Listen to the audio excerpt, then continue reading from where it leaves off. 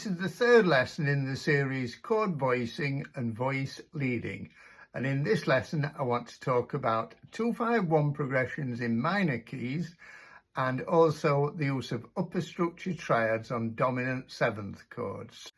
There is a PDF available for this lesson and the link for it is in the description below. It contains all the examples from this lesson in all 12 keys. First of all, let's look at chord 2 in a minor key. So if we take the key of C minor, chord 2 is a D minor 7 flat 5 chord. D, F, A flat and C. As the name suggests, it's the same as a D minor 7 chord, but with the fifth of the chord, that's A, flattened, lowered a semitone. It's often also referred to as a half diminished seventh chord. Chord 2 minor 7 flat 5 contains a tritone between the root and the flattened fifth. So if I play D minor 7 flat 5, D is the root, A flat is the flattened fifth, and that interval is a tritone. In other words, 3 tones. That's 1, 2, 3. And a tritone has a very tense sound and it adds colour to the chord. It makes 2 minor 7 flat 5 quite a colourful chord without any upper extensions. It lends itself very much to impressionist kind of arpeggios.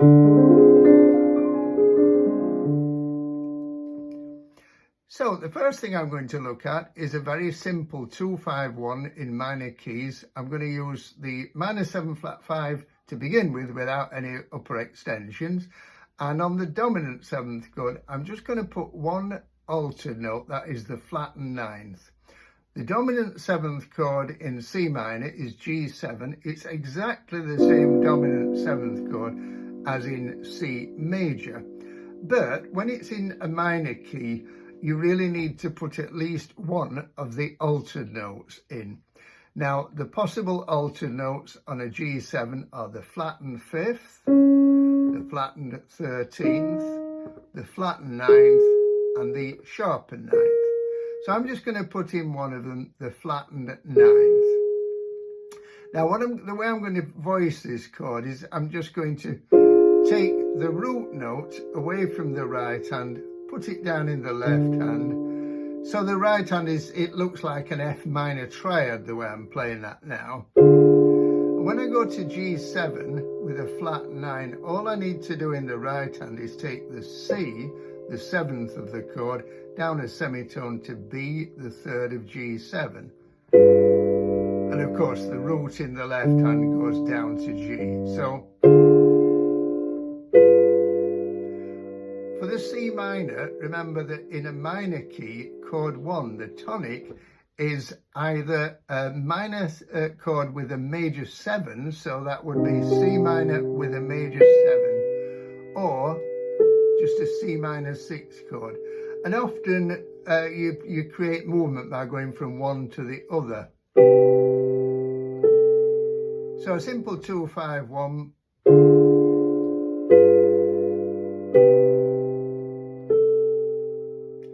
Now, if you look at that right hand and think of that as an F minor triad, you can invert it, put it up there. You still get exactly the same voice leading though, the seventh dropping a semitone to the third of G7.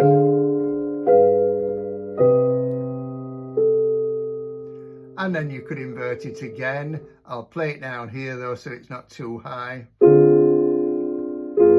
Once again, C drops a semitone to B.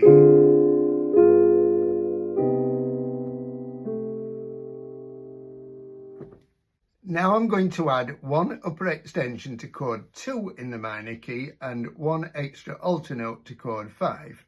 Staying in the key of C minor, D minor 7 flat 5 is chord 2. And if I take the ninth from a C minor scale, we end up with E flat. Now, it doesn't matter which minor scale you use, you will still get the E flat as the ninth because it's the flattened third of the C minor scale. D minor 7 flat 5 is also chord 7 in the key of E flat major, the relative major of C minor. D as the 7th note. But if you take the 9th from that scale, you still end up with the E flat. And as you can obviously hear, that clashes quite badly. The clash is between the E flat and the root. However, if I raise the 9th by a semitone and use a sharpened 9th, it's a very tense sounding chord, but it's a gorgeous, colourful chord, lends itself beautifully to jazz ballads. It has a feeling of tension, wanting resolving, and very often it's resolved just by going down a step to the root. However, I'm going to lower it a semitone to the flattened 13th of G7. Now, if I play the D minor 7 flat 5 like that, add the 9th above it, and then take the root down an octave, play that with the left hand, we've got that voicing for D minor 7 flat 5 with a sharpened 9th. Now, when we go to G7, I'm going to keep the A flat where it is, and that becomes the flattened 9th of G7, and the E drops a semitone to become the flattened 13th of G7. The C drops a semitone to be the 3rd of G7. So again, lovely smooth voice leading. And then for the C minor, the tonic minor, this time I'm going to play a minor 6/9 chord. Now that's the 3rd, that is the 6th, and that is the 9th.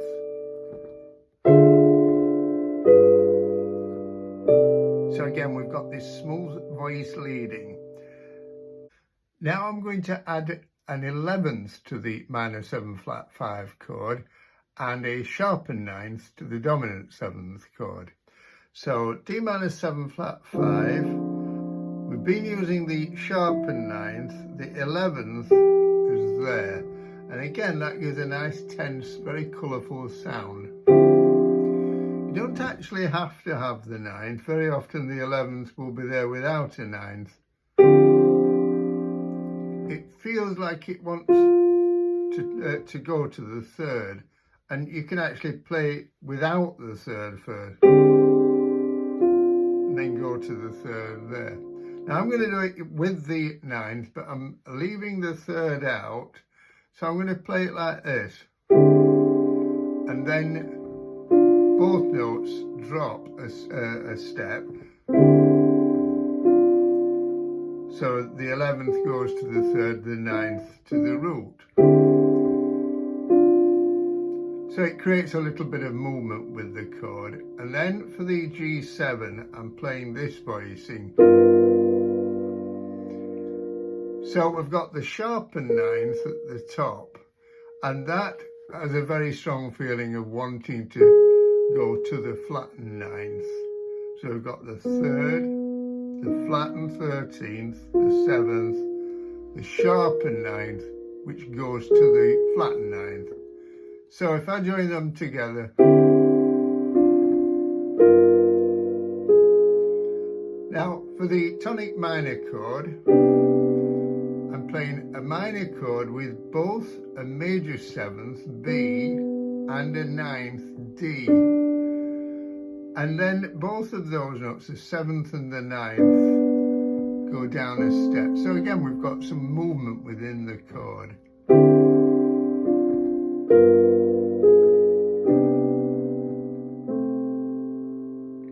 A similar idea would be start with just the sharpened 9th on D minor 7 flat 5. Go up in thirds. So I've now got to the 9th and the 11th, another step, just to the 3rd and the flattened 5th, and then to the G7 with the sharpened 9th again, going to the flattened 9th, and then once again the minor chord with the major 7th and 9th, which both drop, so end up on C minor 6. And then another slight variation of that, straight down to the 3rd the flattened 13th on G7 down there.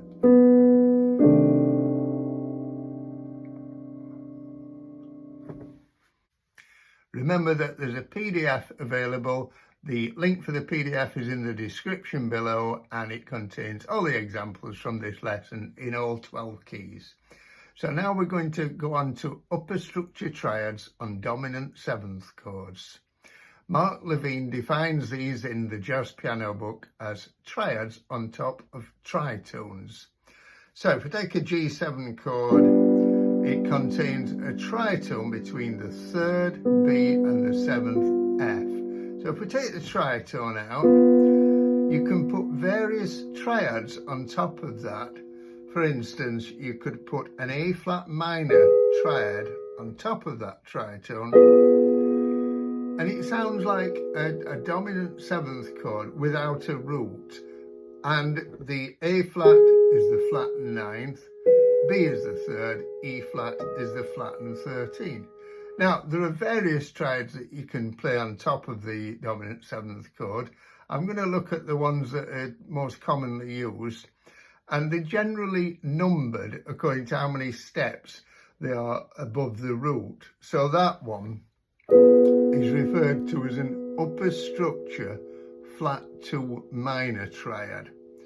So you're going up a step but flattening it. So it's actually the flat 9th of a G7 chord, and you're playing a minor triad there. Now, of course, that is simply a rootless G7 with a flat 9th and a flat 13. But it is a kind of convenient way of thinking about it, just thinking a minor triad on the flattened 9. Most of the upper structure triads that are used happen to be major ones. The next one is upper structure 2, which gives a really colourful sound. We've got the 9th, the sharpened 11th, and the 13th. Upper structure on the sharpened 4th, and it's a minor one again. Now that's very, very colourful indeed. So C is the 4th, 1, 2, 3, 4, sharpen it and play a minor triad there. Now, you can think of that as a C sharp minor triad. You can think of that note in terms of a G7 as the sharpened 11th or flattened 5th. The E is the 13th, and then G sharp, if you think, respell it in your mind to A flat, and it's the flattened 9th. So you've got 3 very colourful notes there. The next one is a major triad on the flattened 5th. Now, that's also got the flattened 5th and the flattened 9th. In the middle, it's just got the 7th. If I put the root down there, the next one is on the flattened 6th, which is the flattened 13th. So that's E flat, major triad. And again, very colourful sound there. We've got flattened 13th, that's just the root, and that's the sharpened 9th. And then the last one that is used a lot is upper structure 6, which is on the 6th note above G, 1, 2, 3, 4, 5, 6. So it's an E major triad, but again, if you respell the G sharp as A flat, then that is the flattened 9th, that's the 13th, and that's the 3rd. Now, you can play these together with the root, so you could play, I go down there and put the root down at the bottom.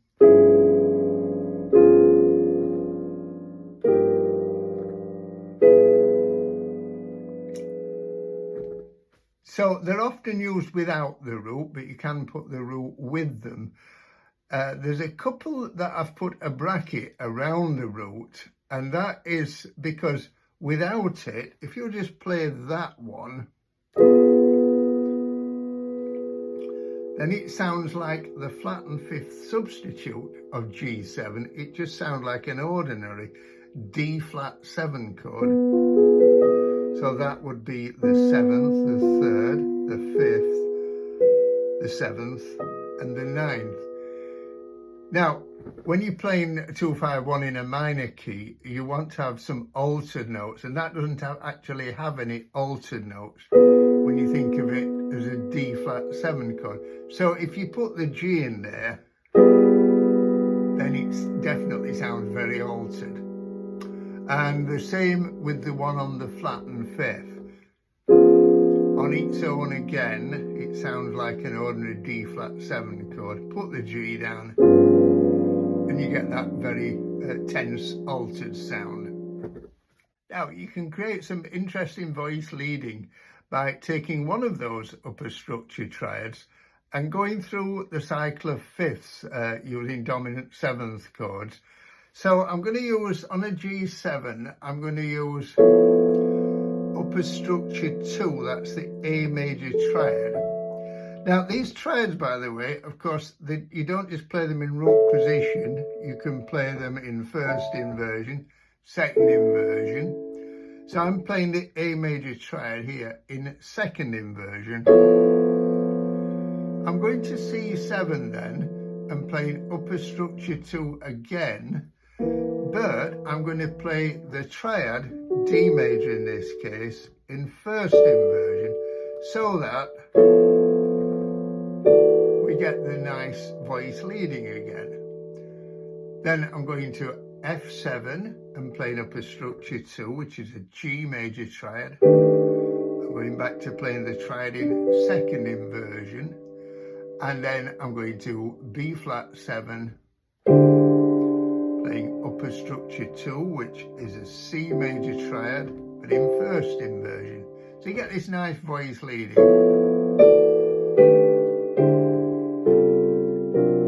And obviously you can carry on right through the cycle.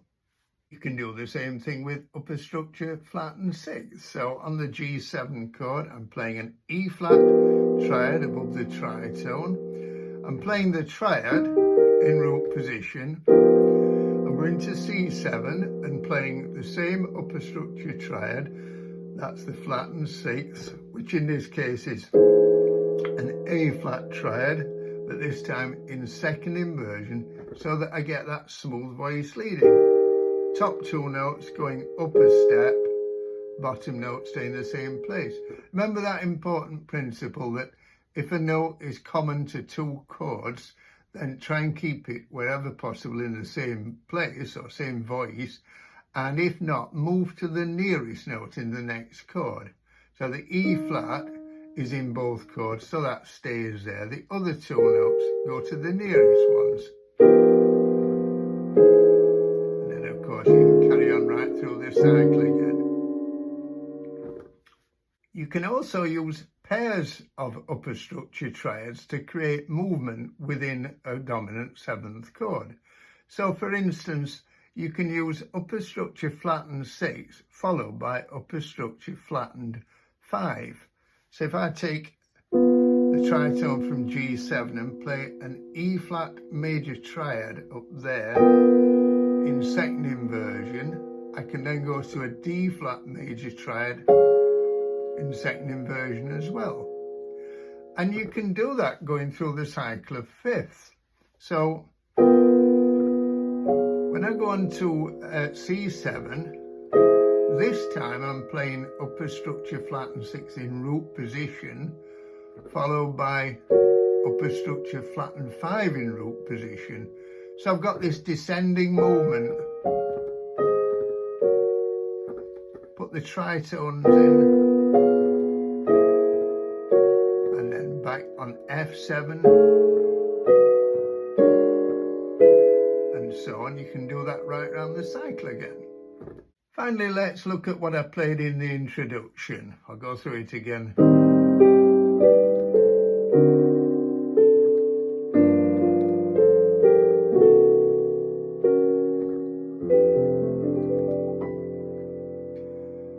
So that was an A minor 7 flat 5, followed by a D7 with a flat 9 flat 13, followed by G minor 7, C7, and I've used 2 upper structures, upper structure 2, followed by upper structure 5, and I've ended up on an F major 6/9 chord with a sharpened 11. That sounds all terribly complicated, but when you just think of a lot of these things as just upper structures, instead of thinking of the names of all the altered notes, for instance, on the D7 that I played, just think upper structure flat 2 minor, E flat minor chord on top of D7. Now, just there, I've actually played the root and the 7th. The 3rd is in the triad, so that sounds fine there. So let's just go through it. A minor 7 flat 5, I've used this voicing. So there's no upper extension or anything there. Gone up to G, and then I've added both the 11th, the D at the top, and the sharpened 9th, and they both come down a step. And then I've gone on to the D7 with the upper structure flat 2 minor. That goes down to the 5th of the chord. And then I've done a similar thing on a G minor 7 chord. So nothing added there, just an ordinary G minor 7. And then I've put the 9th and the 11th up at the top, which both go down a step.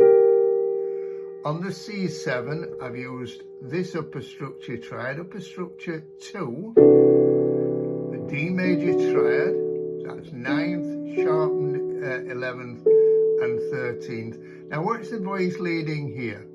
The middle note, F sharp, remains and becomes as the flattened 5th. Remember that the sharpened 11th or flattened 5th are the same thing, but they're just spelt differently. So the middle note stays put. The top note goes up a semitone to B flat, the 7th. The 9th, the D, goes down a semitone to D flat. So you've got the outer 2 notes going in contrary motion in semitones. And that is an upper structure flattened 5. Flattened 5 is G flat triad in second inversion. So, and then finally watch the voice leading going to the F major chord. Everything in the right hand just goes up 1 semitone. So that gives us the sharpened 11th, the 9th, and the 6th, and the left hand just play the root and the 3rd. If you can't quite reach that, you can just roll it. It lends itself to an arpeggio, just playing the arpeggio with the upper structure triad there. Okay, hope you found that useful. If you did and you haven't done so far, I'd be really glad if you give it a thumbs up and subscribe. And in the next video in this series, I will be looking at pentatonic voicings. See you in the next video.